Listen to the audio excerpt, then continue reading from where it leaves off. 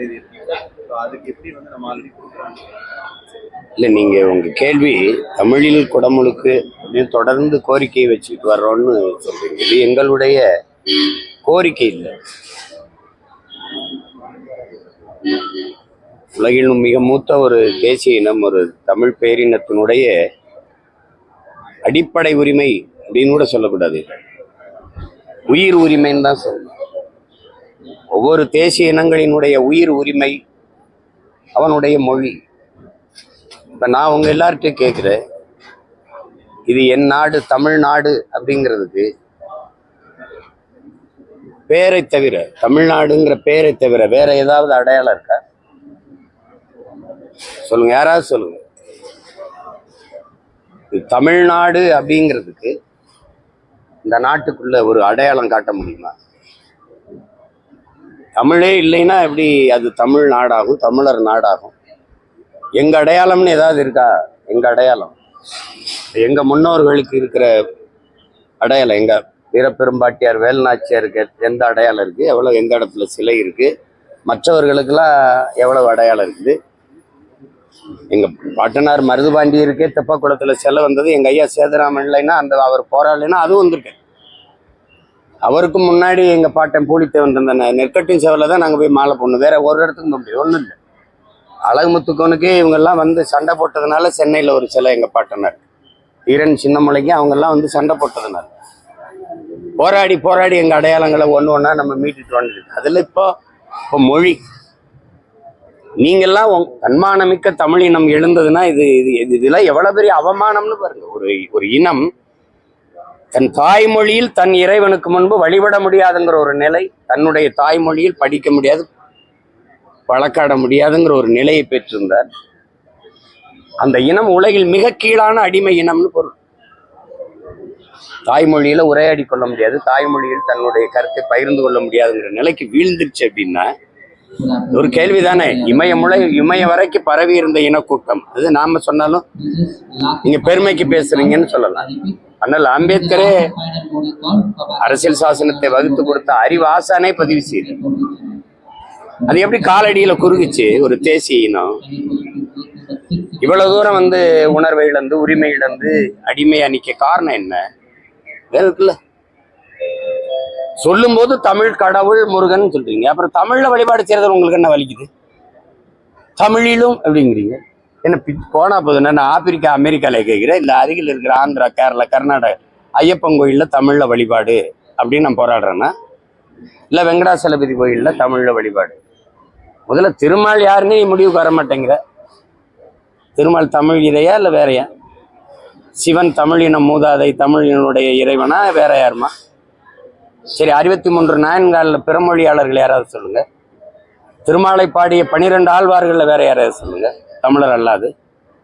கடவுளை கடன் கொடுத்த ஒரு இனம், இறைவனை இரவல் கொடுத்த ஒரு இனத்துக்கிட்ட நீ சேட்டை பண்ணிட்டு அதிகாரம் வந்ததுனால தமிழ்னு சொல்றோம். போனா பிச்சை போடுறோம். அப்படியா? திருமண வீட்டுக்கு போனா பிச்சைக்காரன் 10 பேர் உட்கார்ந்துருந்தா எல்லாரும் சாப்பிட்டு முடிச்சவரும் மிச்சம் இருந்தா உங்களுக்கு போடுவாங்க, இருங்க. அப்படியா?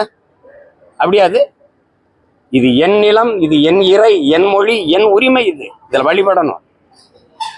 சிங்கப்பூர்ல இருந்து நான் இங்க பயணம் செஞ்சு வந்தா தமிழ்ல வானூர்தியில அறிவிப்பு இருக்கு, மலேசியால இருந்தா தமிழ்ல அறிவிப்பு இருக்குது, அரபு நாடுகள் இருந்து வந்தா அறிவிப்பு இருக்குது. அது எனக்கு மகிழ்ச்சி. சரி, வேற ஒரு நாடுல இருந்து நான் வரும்போது என் நாட்டுக்குள்ளேயே என் இறைவனுக்கு முன்பே சொல்லுங்க, இறையனாரும் எம்பெருமான் முருகவேலும் கட்டி காத்த தமிழ் சங்கம்ங்கிறான், அகத்தியரும் கட்டி காத்த தமிழ் சங்கம்ங்கிறான். சங்கம் வைத்து தமிழ் வளர்த்த முன்னோர்கள் நாங்க. எங்க கூட்டம் இன்னைக்கு வந்து அதே சங்கம் வச்சு சாதி வளர்க்கறதுனால இவன் ஆட்டம் காட்டிட்டு இருக்கான். தமிழ் கடவுள் வந்து கருணாநிதி தான் 5 முறை ஆண்டதுனால அவரு தமிழ் ஆண்டவர் அப்படின்னு சொல்லி கேட்டுட்டு ஒருத்தருக்கும் கோபம் இல்லைல்ல. அப்போ ஒரு இன உணர்வு, மான உணர்வு கெட்டு போன ஒரு ஈன கூட்டமா நம்ம மாறிட்டதுனால எதையும் பேச முடியுது. ஏன் இங்க கட்டின நூலகத்துக்கு 200 கோடி 150 கோடியில கட்டின நூலகத்துக்கு எங்க தாத்தா வள்ளல் பாண்டித்துரை தேவர் பேரை வைக்க முடியாது, எங்க பாட்டனார் பேரை வைக்க முடியாத? அவன் 4ஆம் தமிழ்ச்சங்கம் வச்சா. இன்னொரு பாட்டன் கப்பல் ஓட்டும் போது 1 லட்சம் ரூபாய் அன்னைக்கு நன்கொடையா கொடுத்தா, வள்ளல் பாண்டித்துரை தேவர் தானே, அவர் பேரை வைக்க கூடாதா? ஜல்லிக்கட்டுக்கும் ஐயா கருணாநிதிக்கு என்ன சம்பந்தம் இருக்கு? ஏன் எங்க தாத்தா மூக்கையத்தவர் பேரை வைக்க கூடாதா? ஏன் எங்க அடையாளம் வந்துருமில்ல? சரி, இந்த விண்ணூர்தி நிலையத்துக்கு பெயர் வைக்கணும், முத்துராமலிங்க தேவர் முக்கியத்துவம் வச்சா தானே பிரச்சனை உனக்கு. பாண்டிய நெடுஞ்செலியன்னு வையவனா கேள்வி கேட்டா பார்ப்போம். உனக்கு என்ன பிரச்சனைன்னு சொல்லு. இதெல்லாம் கேட்டுக்கிட்டு ஒரு தமிழன் பேசுறத பாருங்க. ஒரு தமிழர்கள் கருணாநிதி தான் தமிழ் கடவுள்னு சொல்றதை கேட்டுக்கிட்டு இந்த சனம் எல்லாம் தன்னலவாதிகள் பெருகி போய் நத்தி பிழைக்கிற கூட்டம், அற்ப பதவிக்கு அலைகிற கூட்டம் பெருகுனதுனால இந்த இனம் அவமானப்பட்டு இந்த இனம் தான் உலகத்துல தன்மானத்துக்கு இயக்கம் கண்டுச்சு, சுயமரியாதைக்கு இயக்கம் கண்டுச்சு. அவமரியாதை சின்னமா இன்னைக்கு அவமானத்தின் அடையாளமா உலகத்துல அலைகிற இனமும் இதுவா தான் இருக்குது. மானமும் வீரமும் அறமும் உயிரென்று வாழ்ந்த ஒரு இனத்தின் கூட்டம் இன்னைக்கு மானத்துக்காக உயிரை விட்ட ஒரு இனத்தின் கூட்டம். வெள்ளக்காரன் துப்பாக்கி வச்சிருக்கான், பீரங்கி வச்சிருக்கான், 1 கிலோமீட்டருக்கு அங்கிருந்து சுடுவான், 3 கிலோமீட்டருக்கு அங்கிருந்து குண்டை வச்சு போடுவான்னு தெரியுமில்ல. எங்க பாட்டங்களுக்கு தெரியாதா? சின்னமலைக்கு தெரியாதா? பூலித்தேவனுக்கு தெரியாதா? எங்க பாட்டி வேலுநாச்சியார், மருதிபாண்டி, அழகுமுத்துக்கோனுக்கு, சுந்தரலிங்கத்துக்கு, வெள்ளையத்தவனுக்குலாம் தெரியாதா? இல்ல பண்டாரவண்ணியனுக்குலாம் தெரியாதா? கட்டபொம்மனுக்கு தெரியும். ஏன் போனா? மான தமிழனுக்கு மரணத்தை விட மானம் பெரிதுன்னு போனா சாபம்னு தெரிஞ்சும் போய் சத்தான். சரணடைஞ்சு நம்ம வாழ்றதை விட சண்டையிட்டு சாவது மேலானதுறான்னு போனான். அடிமை வாழ்வினும் உரிமை சாவு மேலானதுன்னு போனான். அந்த இனத்துல பிறந்த கூட்டம் இன்னைக்கு அற்ப 1 சீட்டு 2 சீட்டு ஒரு வாரிய பதவி இதுக்கு போய் முட்டிக்கால் போட்டு நின்றுக்கிட்டு கேவலப்பட்டுக்கிட்டு, அதை விட கொடுமை அவனுக்கு வக்காலத்து வாங்கி பேசுறது. ஒருத்தன் செய்யற எல்லா தவறையும் சகித்துக்கிட்டு மாவீரன் சுபாஷ் சந்திர போஸ் சொல்றாரு, ஒரு அரசியல் கட்சி, ஒரு தலைமை, ஒரு இயக்கம் அதுல சேர்ந்துட்டதுனாலே, அதுல இருக்கிறதுனாலே, அது செய்யற எல்லா தலைவரையும் சகித்து கொண்டு வாழ்வது அந்த தேசப்பற்றுனா, அந்த தேசப்பற்று என் கால் செருப்புக்கு சமம்ங்கிறான். எல்லா அநீதியும் சகித்து கொண்டு இருக்கிறதுக்கு பேரு தான் இது ஜனநாயகம்னா அது எப்படி இது? எது வேணாலும் பேசலாம். செம்மொழின்னு ஐயா கருணாநிதி அவர்கள் பிறந்த நாளை நீங்க கொண்டாடணுங்கிறீங்க. செம்மொழிக்கு அவருக்கு என்ன சம்பந்தம் இருக்கு? எங்க மொழி இருக்கு? செம்மொழின்னு சொல்லிட்டீங்க. தமிழ் செம்மொழியா இருந்ததா சொன்னதுனால ஆனதா? அவர் தான் வாங்கி கொடுத்தாருன்னு எங்க அடமானம் இருந்துச்சா? என் மொழி பிறந்து சிறந்த மொழிகள் உலகத்தில் உண்டு, சிறந்த பிறந்த மொழி உலகத்தில் என் மொழி மட்டும்தான். எல்லா மொழியும் மனிதனால் பேசப்பட்டது, உருவாக்கப்பட்டது. இயற்கையின் மொழி, இறைவன் பேசிய மொழி உலகில் ஒரே மொழி தமிழ் தான். இதுல அவர் மொழி அப்படி கொண்டாடணும்னு ஏன் இங்க முன்னோர்களை மொழியை காக்க போராடணும் இல்லையா? இந்த மொழி செத்து விடுமோன்னு சத்த நடராஜன் அவன் இறந்த நாள் தான் தமிழ் மொழி நாள்னு இருக்கணும், செம்மொழி நாள்னு இருக்கணும். உலகிற்கே ஒரு அறநெறியை தந்த ஒரு பெருமகனார், வள்ளுவ பெருமகனார் பிறந்த நாள்ல அதை கொண்டாடுங்க. அப்படிதானே கொண்டு வந்திருக்கணும். ஏன்னா அந்த பெருமை தமிழனுக்கு வந்துடும். உங்ககிட்ட கேட்கிறேன், எல்லாம் மதுரையில வாழ்றீங்க, சிவன் கீழடியில தோண்டப்பட்ட ஒரு இனக்கூட்டம் எங்கேயாவது 2 ஏக்கர்ல வாழ்ந்துருக்குமா? 1000 ஏக்கர், 500 ஏக்கர், 200 ஏக்கர், 300 ஏக்கர்னு குடி தானே வாழ்ந்துருக்கும். அப்ப கீழடியில 2 ஏக்கர் தோண்டிட்டு எதுக்கு மூடிட்டு போன? யாரா பதில் சொல்லுங்க. ஏன் மிச்சம் இருக்கிற 800 200 ஏக்கர்ல தோன்றது உனக்கு என்ன பிரச்சனை? ஏன்னா தமிழரின் தொன்மம், தமிழரின் வரலாற்று பெரும் அடையாளங்கள், பெருமை உலகத்திற்கு வந்துடும். இன்னும் யாரப்பா மோகஞ்சாராவா பேசிட்டு இருக்கிறான், அதையே பேசிட்டு இருக்கிறா, அதுவே தமிழன் நாகரிகங்கிறான். ஆனா அதை விட்டு கொடுக்க உனக்கு முடியல. அங்கே என்னுடைய ஜல்லிக்கட்டு காலையில அந்த காசு இருக்குது, எல்லாம் இருக்குது, அதை காட்டுக்க முடியல. இப்ப இன்னைக்கு இதை இது தோண்டுனா தமிழனுடைய தொன்மம் தெரிஞ்சிடும். ஆதிச்சநல்லூர் தோண்ட மாட்டேற, பல இடத்துல தோண்ட சொல்றாங்க, நீங்க தோண்ட மாட்டேங்கிற. ஏன் 2 ஏக்கர்ல தோன்ற? இந்த கீழடியில தோண்டி எடுத்ததுல எதுக்கு பெங்களூருக்கு கொண்டு போன? இங்க ஒரு அருங்காட்சியம் கட்டி வைக்க முடியாதா? வைக்க மாட்டேன். ஏன்னா என்னுடைய அடையாளம் தெரிஞ்சிடும். அவன் வந்தா இந்திய நாகரிகங்கிறான், நீ திராவிட நாகரிகங்கிற. தமிழன் நாகரிகம், தமிழன் பண்பாடுன்னு சொல்ல உனக்கு என்ன வலிக்குது? நாக்கு சுளிக்கணுமா? ஏன்னா அந்த பெருமை எனக்கு வந்துடக்கூடாது. வந்தா நான் நிமிந்துருவேன், நான் யாருன்னு தெரிஞ்சிடும். இதெல்லாம் எவ்வளவு பெரிய இயக்கத்தனம், எவ்வளவு பெரிய ஏமாற்று. இன்னைக்குதான் தெரியுதா கீழடி தமிழரின் தாய்மடின்னு? எப்படி? எந்த பெருமையும் தமிழனுக்கு இருந்துடக்கூடாது, எதுவும் இருந்துடக்கூடாது. இவன் பேச மாட்டான். சிங்காரவேலரையோ, ஜீவானந்தத்தையோ, மறைமலை அடிகரையோ யாரையும் பேச மாட்டான். இவன் தெய்வ திரும்ப முத்துராமலிங்க தேவரையோ, ஒரு திரு தாத்தா காமராஜரையோ, மாடு இழுக்க திணறுகிற இந்த மண்ணின் விடுதலைக்கு ஒரு செக்க இழுத்தான் வரி என் பாட்டன் வாவுச்சி. ஒருத்தன் பேசுறானா அந்த நாட்டுல?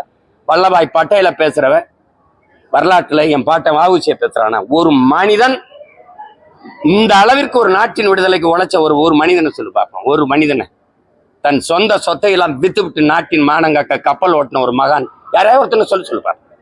எல்லாத்தையும் இழந்துட்டு கடைசி காலத்துல மன்னனை வித்து சாப்பிட்டான் வறுமையிலங்கிறது எவனுக்காக இருக்காங்க வரலாறு?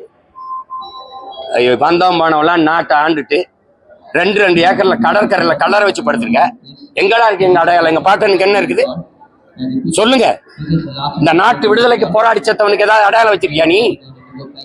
மரப்பாச்சி பொம்மை தண்டி எங்க அரண்மனை வாசல்ல இருக்கு சிவகங்கையில எங்க பாட்டிக்கு பேரனாச்சா இருக்கு சில ஏறி மாலை போட ஏணி வச்சிருக்கியா நீ? கொலை வரி வந்துடும். சரி அமர்நாத் வந்து தொடர்ந்து பல இடங்கள்ல பணியிட மாற்றங்கள் செஞ்சுட்டு இருக்காங்க அந்த ஆய்வு. ஃபர்ஸ்ட் அவர் ரிப்போர்ட்டை வந்து திரும்ப கரெக்ட் பண்ணி சப்மிட் பண்ண சொன்னாங்க. இப்போ அதுக்குள்ள வந்து அவர் தொடர்ந்து பணியிட மாற்றம். இதெல்லாம் நீங்க அண்ணன்ட்டே கேளுங்க. உங்களுக்கு எனக்கு வர கோவம் ஏன் உங்களுக்கு வர மாட்டேங்குது? அதே ரத்தம் தானே எனக்கும் ஓடுது உங்களுக்கும் ஓடுது. இன உணர்வு மான உணர்வு கொண்டு இந்த இனம் எழுச்சி வரலாம். இதான் நடக்கும். திட்டமிட்டு மறைக்கிறாங்கன்னு தெரியுது இல்ல. அப்புறம் நமக்கு எதுக்கு இந்த எதுக்கு என்ன ஆயிரப்போகுது? சாகிறதுன்னு ஆயிருச்சு. அது தன்மானத்தோட செத்துட்டு போண்டிதானே. என்ன இருக்கு? எப்படியும் வரப்போகுது மரணம். எப்படியும் சாக போறோம். நம்ம உயிரோடு இருக்கும்போது சாவு வராது. சாவு வரும்போது நம்ம உயிரோடு இருக்க போறது இல்லை. எதுக்கு பயப்படணும்? எதுக்கு பயப்படணும்? மாத்துவோம், அதிகாரியை மாத்தும். தெரியுது இல்ல நம்மளுக்கு செய்யறாருன்னு தெரியுது இல்ல. கள்ள மதுங்கிறா. கள்ளச்சாராயம் காய்ச்சி கொடுத்தவனுக்கு 10 லட்சம் செத்தவனுக்கு கொடுக்குறா. சாராய ஆலை வச்சு காய்ச்சி விற்கிற முதலாளி கள்ள எப்படி மதுன்னு சொல்லலாம்? யாராவது சொல்லு, ஒருத்தன் கேளு. அது பசும்பால், இது பணம்பால். உள்ள தின்ட்டு தண்ணியை குடிச்சிட்டு பாலை கறக்குது பாசு. இது தண்ணியை குடிச்சிட்டு பாலை கறக்குது பனை. இயற்கையின் அருங்கொடை. இந்திய மருத்துவக் கழகம் சொல்லுது உணவின் ஒரு பகுதின்னு. அரசியலமைப்பு சொல்லுது அது உணவின் ஒரு பகுதின்ட்டு. உணவு பாதுகாப்பு இயக்கம் சொல்லுது, அந்த கழகம் சொல்லுது இப்ப உணவின் ஒரு பகுதி கல்லு மது இல்லைன்ட்டு. நீ கள்ள மதுன்னு சொல்லு விடு. டாஸ்மார்க்கத்துல சரக்குக்கு பேர் என்ன சொல்லு? அதை காட்சி விற்கிறவன் யாரு சொல்லு? இந்தியாவில் எல்லா மாநிலத்திலும் கல் இருக்கும்போது என் மாநிலத்தில் மட்டும் எதுக்கு தடை? இங்க மட்டும் எப்படா கல்லு மதுவாச்சு? நானும் எங்க ஆத்தால அப்பனமாடா கண்டுபிடிச்சாங்கல்ல. இன்னைக்கு பல ஆயிரம் ஆண்டுகளா என் பரம்பரையோடு இருக்கிற ஒன்று. இங்க கரும்பு, வாழை, அது மாதிரி தென்னை, பனை. பனை என்னுடைய தேசிய மரம், என்னுடைய அடையாளம். அத கல்லு மதுன்னு சொல்லி குதிக்கிற. ஏன்னா கல்லை குடிச்சிட்டு போயிடுவான். உன்னோட வியாபாரம் படுத்துக்கிறோம். நீ காய்ச்சல் ஆலையில் விற்கிற சரக்கு விலை குறைஞ்சிரும், வியாபாரம் குறைஞ்சிரும், உனக்கு வர்ற லாபம் பல ஆயிரம் கோடி. இது கேட்கறதுக்கு ஒருத்தனும் கிடையாது. நான் உங்ககிட்ட கேட்கிறேன், நீங்க ஸ்ரீகாந்தும் கிருஷ்ணாவும் தான் போதைப் பொருளை விற்றாங்கல்ல? 2 பேரை தவிர யாரும் பயன்படுத்தலையா? இந்தியா முழுமைக்கு இருக்கு இந்த போதைப் பொருள் கலாச்சாரம், கோக்கைன். அதெல்லாம் மும்பையில நீங்க அதானியுடைய போர்ட்ல 20 லட்சம் கோடிக்கு மேல 20 லட்சம் கோடிக்கு மேல இந்த போதைப் பொருள் வந்து நின்னதுங்கிறது நீங்க பாத்தீங்க. 20,000 கோடிக்கு மேல வந்ததுங்கிறது ஒரு இது. அந்த கப்பலை திருப்பி அனுப்புனியா? கப்பல் இருக்க சரக்கு என்ன பண்ணான்னு நான் ஒருத்தன் தான் கேட்டேன். எல்லாரும் பயன்படுத்துறாங்க. நான் கேட்கிறேன், பயன்படுத்தினா 2 பேரை கைது பண்ற, வித்தவன் எங்க? நீ என்ன மாதிரி கட்டமைப்ப? காட்டுக்குள்ள இருந்த எங்க வீரப்பனை சந்தன கடத்தல், வீர கடத்தல், யானை தந்தத்தை கடத்தல், கடத்தல் காரம்ப. ஏய், வித்தவன் காட்டுக்குள்ள இருந்தான், வாங்கினவன் எங்க இருந்தான்? எங்க இருந்தா வாங்கினவன்ல எவனை கைது பண்ண நீ? ஸ்ரீகாந்தும் கிருஷ்ணாவும் தான் குற்றவாளிகளா? அப்பாவிகள். பல 2 பேரும் கைது பண்ணதுனால நீங்க இப்ப பேச வர்றீங்க இல்லையா? நான் வித்துட்டு தான் இருந்திருப்பான். நேத்து விற்கும் போது டக்குன்னு பிடிச்சிட்டீங்களா? வித்தவன் யாரு? அதை இந்த ஸ்ரீகாந்துக்கு வித்தவன் ஒரு அதிமுக காரன்னா அதை திருப்புறீங்க. அப்ப திமுக காரங்களுக்கு இந்த போதைப் பொருள் விற்பனைக்கு எந்த சம்பந்தம் இல்லை, எந்த சம்பந்தமும் இல்லை. திரும்ப திரும்ப சொல்றேங்க. ரூச சொல்றான், குற்றவாளியை பிடிச்சு தூக்கில போடுறதை நிறுத்துறா, அவன் குற்றம் செய்வதற்கான காரணத்தை கண்டுபிடிச்சு தூக்கில போடுறாங்கிறான். நீ குற்றவாளி யாருன்னு பாரு. எப்படி சரக்கு வருது, எப்படி விற்கிறான்னு அந்த வேற வெட்டு. நீ இலைய கலைய வெட்டிக்கிட்டு இருக்க. நீ இப்ப உள்ள போட்டதுனால அந்த போதைப் பொருள் விற்பனை நின்றுமா இல்ல தடுத்துக்கப்பட்டுருமா? 2 அப்பாவே பலியாயிட்டான், அவ்வளவுதான். வேற அந்த 2 பேரை தவிர யாரும் பயன்படுத்தலையா? அந்த சுஜித்ராங்கிற பாடகி சொல்றாங்க, எத்தனை பேர் இடங்கள்ல எவ்வளவு இந்த கொக்கைன் விருந்து பரிமாறப்பட்டதுன்னு. எல்லாம் பப்புன்னு வச்சுக்கிட்டு எல்லாம் இந்த புகைச்சிக்கிட்டு இருக்கிற கலாச்சாரம் உருவாக்குனது இவங்க தான். கணக்கு இல்லாத கஞ்சா கோயில் அடிவாரங்கள், கோயில் வளாகங்கள்ல விற்குது, கல்லூரி முன்னாடி விற்குது, பள்ளிக்கூடங்கள்ல கஞ்சா சாக்லேட் விற்குது, கஞ்சா சாக்லேட் மிட்டாய்.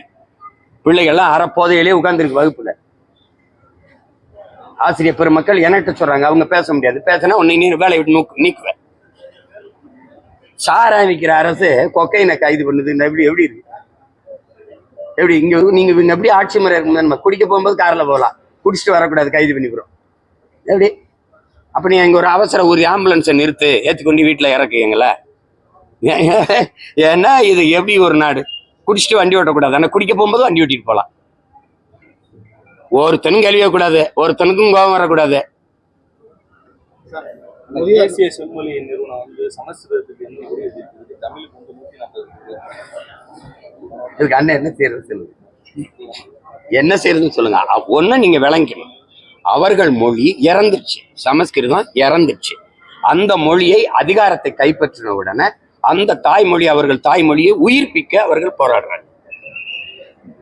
எங்கள் மொழி இறந்து கொண்டிருக்கு, செத்து கொண்டிருக்கு, ஏறக்குறைய செத்துருச்சு. அந்த செத்து கொண்டிருக்க எங்கள் தாய்மொழியை நாங்கள் உயிர்ப்பிக்க துடிக்கிறோம். அதுக்கு எங்ககிட்ட அதிகாரம் இல்லை, அதனால அந்த அதிகாரத்தை பிடிக்க துடிக்கிறோம். விளங்கிச்சா? அவர்கள் மொழி மேல இருக்க பற்றை யாரும் குறை சொல்ல முடியாது.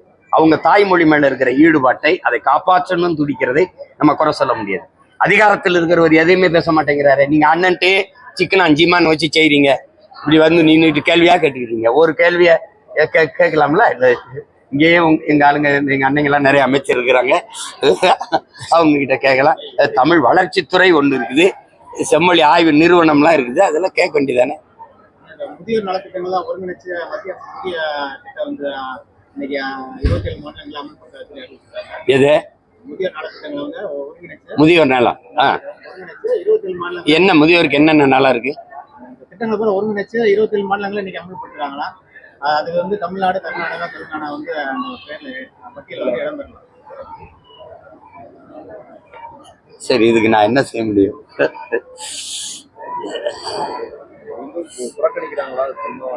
அதுல என்ன உங்களுக்கு ஐயா இருக்கு? அதுல என்ன சந்தேகம் இருக்கு? அரசே சொல்லுதுல, நம்மளை வஞ்சிக்கிறாங்க, புறக்கணிக்கிறாங்கன்னு சொல்லும், நம்ம கிட்ட பேசும், வயிற்றுல வாயில அடிச்சுட்டு கத்தும், எங்களுக்கு உரிய தொகையை தரல, அதனால வெள்ள நிவாரணம் கொடுக்க முடியல, வாத்தியார்களுக்கு சம்பளம் கொடுக்க முடியல அப்படின்னு பேசும். எங்களுக்கு 14,000 கோடி தரணும், இவ்வளவு தரணும்னு. ஆனா அப்ப அவங்களோட இணக்கமாக இருந்துக்கிறோம். அது ஒரு நாடகத்தை போடும். இது வஞ்சிக்குதுங்கிறதுல என்ன உங்களுக்கு சந்தேகம்? அதுல ஒண்ணு, அவங்க நம்மளை வைத்திருக்கிறதே, நம்மளை வச்சிருக்கிறதே நம்ம நிலத்தின் வளத்துக்கும் வரிக்கும் தான். உங்களுக்கு புரியுதுன்னு நினைக்கிறேன். இந்த நிலத்துல இருக்கிற கணக்கில்லாத வளத்தை சுரண்டி எடுத்துட்டு போயிடணும். ரெண்டாவது, இவனுடைய வரியை வாங்கி சுரண்டி கொள்ளும். இந்தியாவின் வருவாயை பெருக்கிறதுல நம்ம முக்கியமான இடத்துல இருக்கோம், மிக முதன்மையான இடத்துல இருக்கும். ஆனா நமக்கு என்ன, அவங்க என்னவா திருப்பி தர்றாங்கிற கேள்வியை எழுப்ப வேண்டியது அதிகாரத்தில் இருந்தவர்கள், இருப்பவர்கள். 40 நாடாளுமன்ற உறுப்பினரை கொண்டு போனீங்க, அப்போ 39 கொண்டு போனீங்க, 19ல் இப்ப 24 இவ்வளவு கொண்டு போயிருக்கீங்க. இதை அண்ணன்ட்ட நீங்க கேட்கக்கூடாது. இந்த 40 நாடாளுமன்ற உறுப்பினரை வச்சுட்டு நீங்க என்ன பண்றீங்க கேட்காம அப்படின்னு நீங்க கேள்வியை எழுப்பணும். அதுதான் நியாயமான கேள்வி.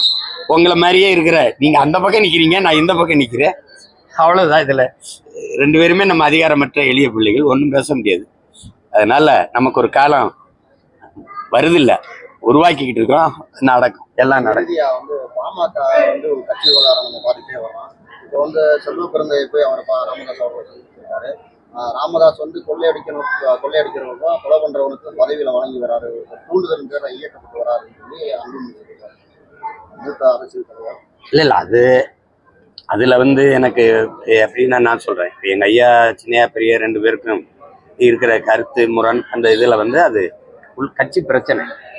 அது சரியாகும், சரி பண்ணணும், சரியாகும். அது கொஞ்சம் அமைதியா விட்டுட்டா அதுவே ஓடி சரியாயிரும். இப்போ அண்ணன் செல்வ பிறந்தையை சந்திச்சது மாதிரி இப்போ நானும் எங்க ஐயாவை சந்திப்பேன், 2 ஐயாவுமே சந்திப்பேன், ஒரு உரிய நேரத்துல சந்திப்பேன். அது நான் அந்த இடத்துல, அந்த களத்துல இருந்த பிள்ளைங்கிறதுல எனக்கு ஈடுபாடும் பாசமும் அதிகம். அதனால இப்ப அதை ஒரு இதா சொல்லிட்டு இருக்க வேண்டியது இல்லை.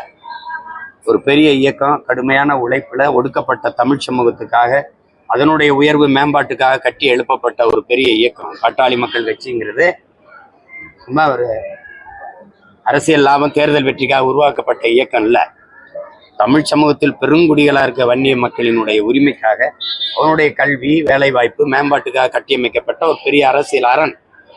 அதனுடைய நிறுவனர் எங்களுடைய ஐயா மருத்துவர் ராமதாஸ். அது யாரும் மறுக்க முடியாது. அவருடைய அர்ப்பணிப்பு ஏறக்குறைய 50 ஆண்டுகள்.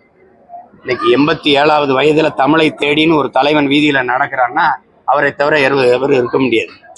அதுல வந்து சின்ன சின்ன முரண்கள் இருக்கிறதா? எந்த கட்சியில கருத்து முரண் இல்லை? எந்த கட்சியில இல்லை, எங்க கட்சியிலையும் தான் இருக்குது, எல்லா கட்சியிலையும் இருக்குது. அது சரியாகும். அதை போய் பேசிட்டு வேண்டியதில்லை. அந்த இதுல அதனால அந்த பிரச்சனையினால நாட்டுக்கும் மக்களுக்கும் பாதிப்புன்னு நீங்க சொன்னா நம்ம ஏதாவது கருத்து சொல்லலாம். அதனால ஒண்ணும் இல்லை, அது ஒரு சின்ன விரிசல், அது சரியாகும். அது சிமெண்ட் வச்சு இல்லை, அன்பை வச்சு அது அரவணைப்பு வச்சு பூசணும். அது பூசினா சரியாயிடும். திமுகவுக்கு எதிரான கட்சிகள் அப்புறம் ஒன்றிணைத்தவர்களே தேசிய நாம் தமிழர் கட்சியில எதுவும் அதனால அது இல்லை, அவங்க ஒண்ணா நிக்கணும், எல்லாரும் ஒண்ணா நிக்கணுங்கிறாங்க. நான் அதனாலதான் நான் ஒண்ணா நிக்கிறேன் ரொம்ப நாளா. உங்களுக்கு புரியும்னு நினைக்கிறேன். இவங்க எல்லாம் சேர்ந்து திமுகவை ஒழிக்கணும்ன்றாங்க. அதை இன்னொரு தடவை வர விட்டுறக்கூடாதுன்றாங்க. அவங்க பிஜேபியை நுழைய விட்டுறக்கூடாதுன்றாங்க. ரெண்டு பேருக்குமே மக்கள் நலன் சார்ந்தில்லை. இவனை இவன் ஒழிக்கணும், இவனை ஒழிக்கணும். யாராவது மக்களுக்கு நம்ம நல்லது செஞ்சிருக்கோம், அதை தொடரணும், வாங்க இந்த ஆட்சி, அப்படி யாருமே பேசல. எனக்கு ஒரு கனவு இருக்கு, ரெண்டு பேர்த்தையும் ஒழிக்கணும். அதனாலதான் நான் ஒண்ணா நிக்கிறேன், ரொம்ப நாளா ஒண்ணா நிக்கிறேன். புரியுதுன்னு நினைக்கிறேன். சரி, நல்லது.